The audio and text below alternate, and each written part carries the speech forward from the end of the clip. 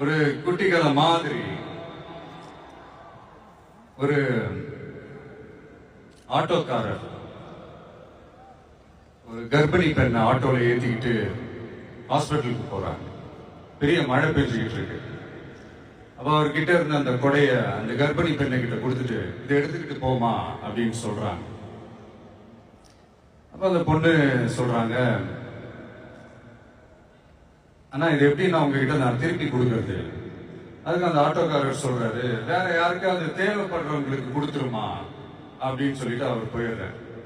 அந்த கர்ப்பிணி பெண் அந்த கொடையை எடுத்துக்கிட்டு ஹாஸ்பிட்டல் வாசலுக்குள்ள போகும்போது அந்த வாசல்ல ஒரு பெரியவர் மழைக்கு பயந்துகிட்டு அப்படியே கை கட்டிக்கிட்டு நின்றுட்டு இருக்கிறாரு.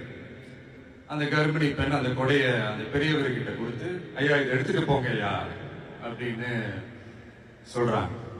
அதுக்கு அந்த பெரியவர் இதே மாதிரி கேட்கிறாரு, அம்மா நீங்க யாருன்னு எனக்கு தெரியாது, எப்படிமா இந்த கொடையை நான் திருப்பி உங்ககிட்ட கொடுக்கறது? அதுக்கு அந்த பொண்ணு சிரிச்சுக்கிட்டே சொல்றாங்க, வேற யாருக்காவது தேவைப்படுறவங்களுக்கு கொடுத்துருங்க ஐயா அப்படின்னு சொல்லிட்டு போயிடுறாங்க. உடனே அந்த பெரியவர் கொடையை எடுத்துக்கிட்டு பஸ் ஸ்டாப்புக்கு வர்றாரு. பஸ் ஏறி போகும்போது அங்க பாக்குறாங்க ஒரு பூக்கார அம்மா பூவை வச்சுக்கிட்டு ஒரு அட்டையை இப்படி மழைக்காக பிடிச்சிக்கிட்டு உட்கார்ந்துட்டு இருக்கிறாங்க. பெரியவர் போய் அந்த கொடையை அந்த பூக்கார அம்மா கிட்ட கொடுத்துட்டு அவர் பஸ் ஏறி போயிடுறாரு. பூக்காரம்மா அந்த கொடையை எடுத்துக்கிட்டு வீட்டுக்கிட்ட வரும்போது அங்க ஒரு ஸ்கூல் படிக்கிற பொண்ணு பேக் எல்லாம் மாட்டிக்கிட்டு மழையில ஓடி வர்றாங்க.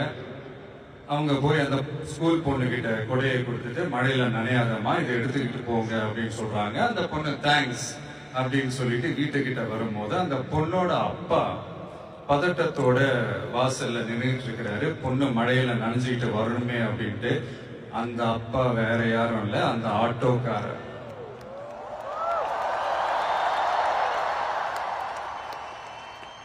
அந்த குடை அவர் கொடுத்த குடை. So the moral of the story is,